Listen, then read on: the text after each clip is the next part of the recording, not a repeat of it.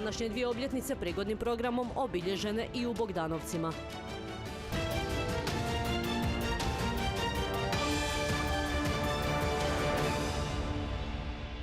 A povodom današnjih dvaju značajnih obljetnica ispred spomenika poginulim hrvatskim braniteljima i civilima u Bogdanovcima položeni su vijenci i upaljene svijeće.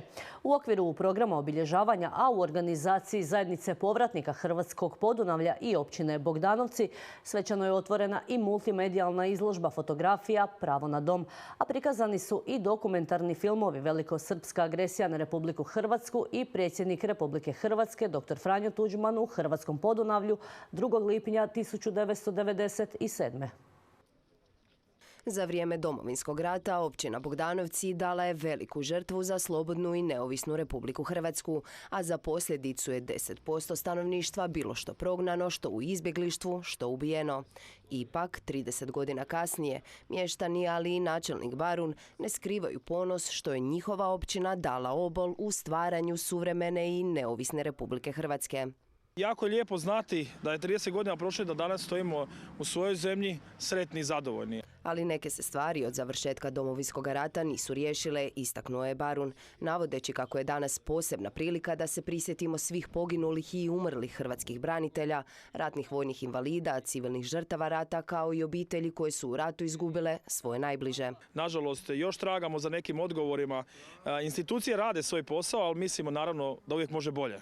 I vjerujemo da ipak majkama koji dalje traže svoje sinove ipak je potrebna neka utjeha.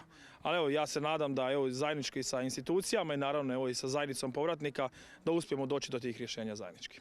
U sklopu obljetnice otvorena je i multimedijalna izložba fotografija nazvana Pravo na dom, koji su priredili zajednica povratnika Osječko-baranjske županije i Hrvatski memorijalno-dokumentacijski centar Domovinskog rata u suradnji s državnim arhivima u Osijeku i Vukovaru. Mi želimo pokazati da je u Hrvatskoj preko 500.000 ljudi u jednom trenutku 1991. godine ostalo bez prava na svoj vlastiti dom. Da je bilo protjerano, da ih nije nitko ništa pitao i da se ta nekakva agenda provlači dan danas. Tako su u izložbi korištene fotografije brojnih autora koji su bili svjedoci najtežih vremena hrvatske povijesti, a podijeljena je u 7 cjelina koje opisuju velikosrpsku agresiju, progonstvo, ulogu međunarodne zajednice u ratu na hrvatskom području, obnovu, povratak, ratne štete i razminiranje.